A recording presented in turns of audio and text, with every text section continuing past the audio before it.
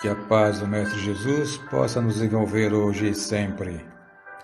Meu nome é Geraldo Maris, sou um trabalhador voluntário da Casa de Gararmon. Hoje eu trago o tema Bem-aventurados os misericordiosos. O objetivo desse estudo, baseado no capítulo 10, itens 11 a 21 do Evangelho segundo o Espiritismo, é analisar o perdão e suas consequências para a nossa vida de relação em sociedade. O que é misericórdia segundo o dicionário? Misericórdia do latim misericordia significa compaixão suscitada pela miséria alheia, indulgência, graça, perdão. Misericordioso é aquele que perdoa as ofensas que lhe fazem. E o que é perdoar? Do latim, perdonare significa desculpar, absolver, evitar. É o estado de ânimo em que se encontra alguém agravado por outrem, seu agressor, e se sente desagravado. O pecado na religião é um agravo a Deus, e o perdão consiste em não considerar-se Deus agravado, ou seja, desagravado.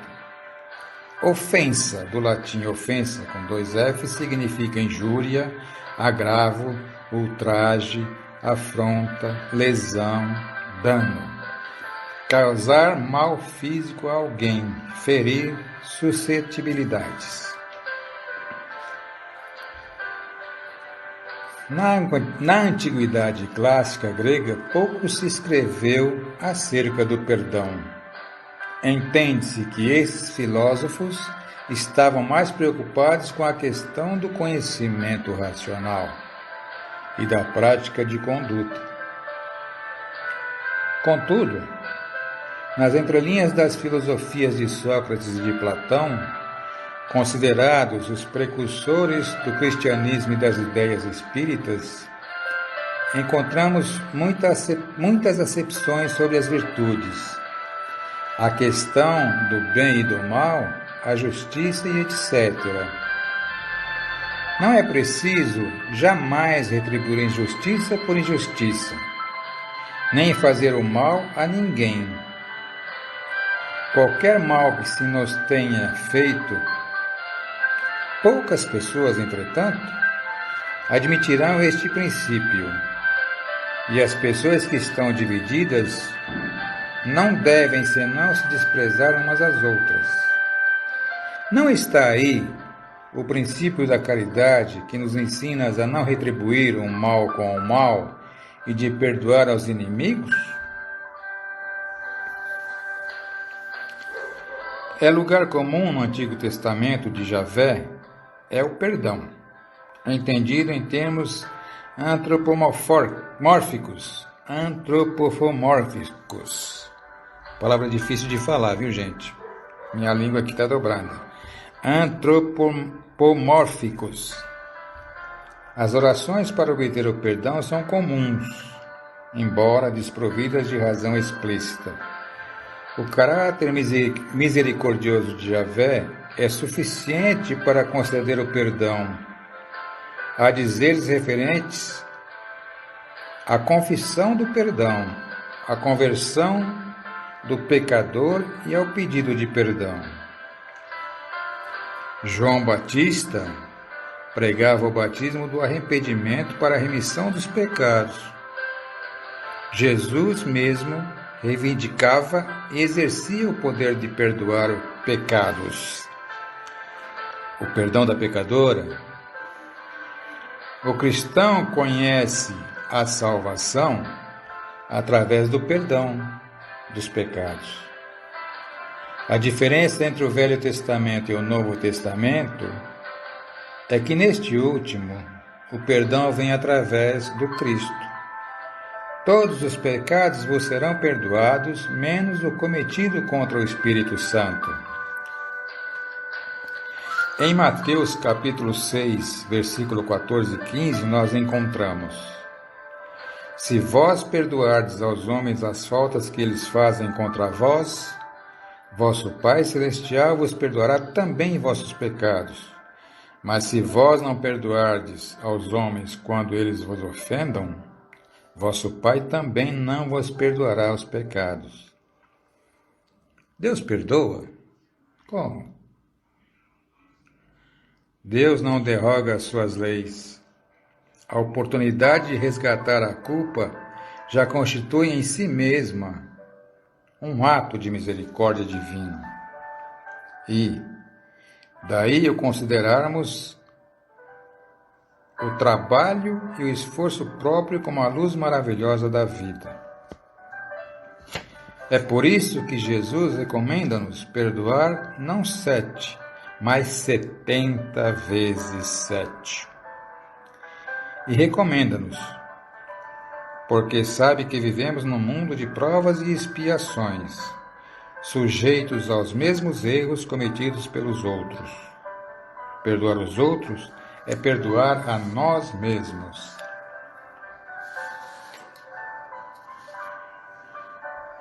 Em Mateus capítulo 5, versículo 25 e 26, nós encontramos: reconciliai-vos o mais depressa com vosso adversário, enquanto estáis com ele a caminho, a fim de que vosso adversário não vos entregues ao juiz e que o juiz não vos entregue ao ministro da justiça, e que não sejais aprisionado. Eu vos digo em verdade que não saireis de lá enquanto não houverdes pago até o último ceitil. Então, nós precisamos reconciliar-se com os adversários.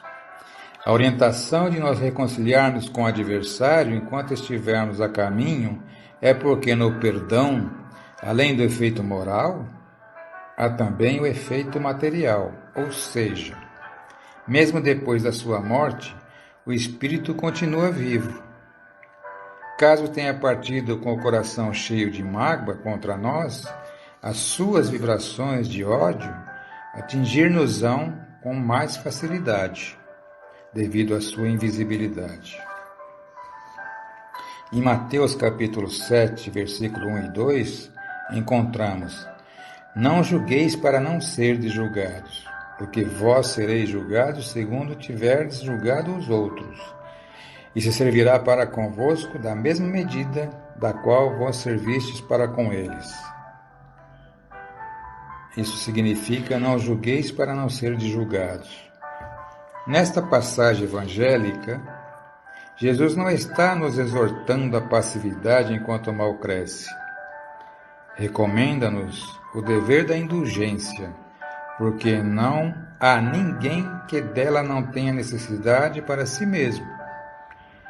A mulher pega em adultério é um nobre exemplo. Em João capítulo 8, 3 a 11, nós temos: quando todos queriam apedrejá-la, Jesus disse: aquele que estiver sem pecado, atire a primeira pedra. O evangelista João conta que depois de ouvirem essa demonstração, as pessoas foram retirando umas após as outras, primeiro os velhos saindo. E assim Jesus permaneceu só com a mulher e disse-lhe: mulher, onde estão vossos acusadores? Ninguém vos condenou? Ela lhe disse: não, Senhor Jesus. Lhe respondeu: eu também não vos condenarei. Ide e no futuro não pequeis mais. E qual é o problema da ofensa? A ofensa é algo que nos machuca. Disse, inclusive, que a ofensa de um amigo fere mais do que a do inimigo. Contudo, ela depende muito mais do nosso estado de espírito do que dela, obviamente. Gandhi, no fim da sua vida, para ilustrar, pôde responder à pergunta se perdoou todas as ofensas recebidas com a declaração sincera: nada tenho que perdoar a ninguém, porque nunca ninguém me ofendeu. Ego é ofensor e ofendido. Mas quando o ego humano é substituído pelo eu divino, não pode mais haver ofensor nem ofendido. A ofensa é objetiva. Considera-se ofendido ou não subjetivo. Gandhi simplesmente não considerou a ofensa como ofensa. Aquele que tiver suportado o maior dos ultrajes, além das recompensas celestes da outra vida, terá paz de coração e nesta alegria incompreensível,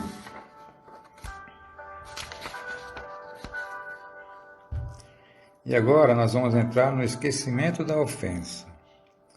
Há esquecimento da ofensa? O que significa esquecer o ultraje? Em nosso modo de entender, significa não lhe dar guarida em nosso pensamento. O pensamento é como uma bola de neve. Quanto mais pensamos, mais ficamos enovelados em nosso modo de ser. É uma fixação mental que precisa ser extinta com o auxílio da vigilância e da prece.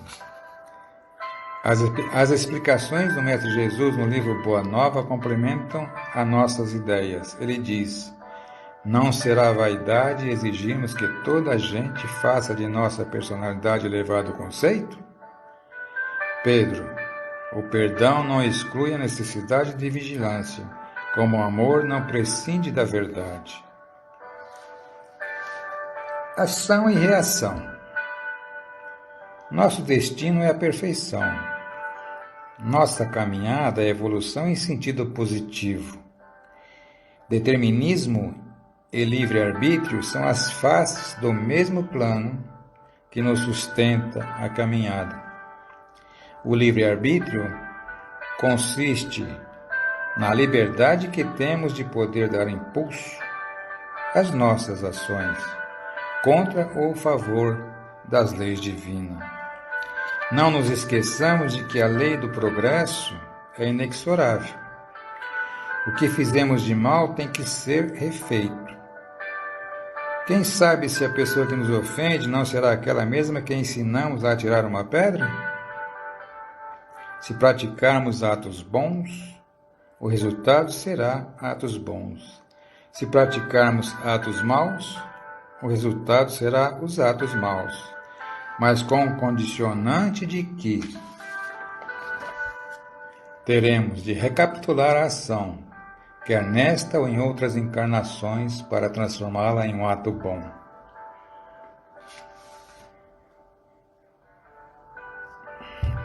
Nós também temos as leis da vitória. Quando Jesus nos pede cultivar a misericórdia, o perdão das ofensas, o não julgar, o focalizar as virtudes em nosso semelhante, não nos incita à passividade diante do mal contra o benefício coletivo, inclusive da demonstração de energia benéfica. Quando expobra o comercialismo, que humilha o tempo, quando profliga os erros de sua época, como a ofensa está ligada ao ofensor e ao ofendido, a vitória sobre o perdão implica num conhecimento de nós mesmos, tomando consciência de nossos defeitos e de nossas potencialidades, conseguiremos aquilatar o quanto somos imunes em ofender e em sermos ofendidos. Tornando um hábito essa reflexão, aguçaremos a nossa percepção e evitaremos muitos desagravos na sociedade. E concluindo, estamos sempre querendo vencer o mundo, ou seja, sobressair nos afazeres materiais, é ser o primeiro em determinado esporte, o melhor em determinada arte. Mas como precisar a vitória sobre nós? A capacidade de perdoarmos aqueles que forem colocados ao nosso derredor, para serem motivos de nossa melhora interior? Humilhemo-nos, dobremo-nos, mortifiquemo-nos, renunciarmos-nos à nossa própria personalidade, é culparmos-nos antes de culparmos o nosso próximo, é suportarmos as injunções do destino, sem reclamações e sem outro móvel que não seja a obediência aos ditames de Deus, Criador do mundo e das coisas que nos cercam. E para refletirmos, vou fazer duas passagens bíblicas.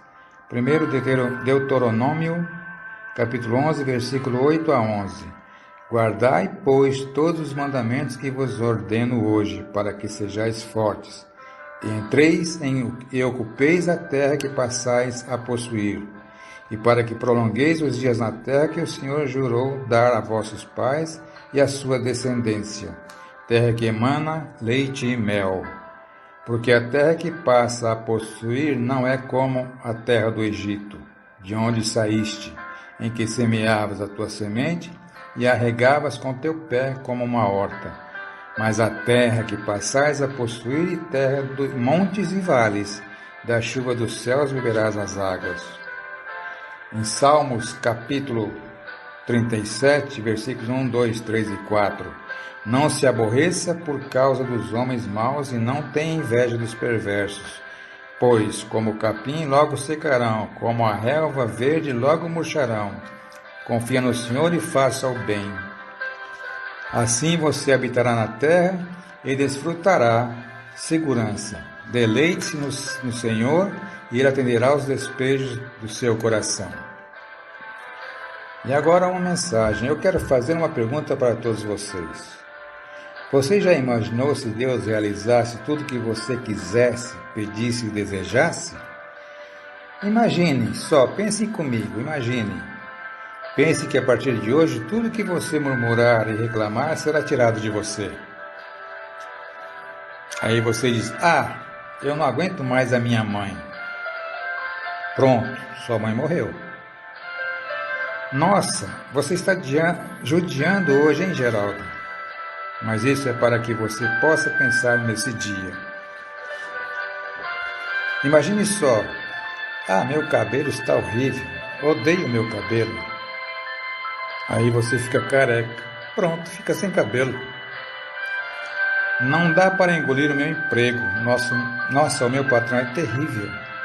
Meu chefe é isso ou aquilo, meus amigos de trabalho nem se fala. Pronto, você perdeu o emprego. Meu marido é uma praga. Pronto, sem marido. Assustador, não é? Meu filho é uma peste. Já não aguento mais essa criança. Seu filho é tirado de você. Assustador, mas tudo isso é muito sério. Portanto, eu quero que vocês pensem agora. Olhe ao seu redor, o que te diferencia das demais pessoas que estão à sua volta? Não são as bênçãos do Senhor sobre sua vida. O sol nasce para os justos e também para os injustos. A chuva que cai para os justos é também para os injustos. O que nos diferencia dos demais são as nossas atitudes frente às nossas ações. Então, dê graças a Deus por tudo. Abençoe tudo que você tem. Seja alegre com o que você tem. Seja grato com aquilo que Deus te dá todos os dias. Família é sagrada. O que depender de você depende também da vida de cada um que está a seu redor. A felicidade é um contexto, é um conteúdo. Pense nisso hoje. Agradeça por tudo aquilo que você tem. Agradeça por poder andar. Agradeça por poder abrir os olhos hoje de manhã e enxergar o colorido da vida, quando há muitos que não podem. Agradeça por você tomar o ônibus. Isso significa que você tem dinheiro para pagar a passagem. Isso significa que você tem um trabalho que espera por você e isso é gratificante.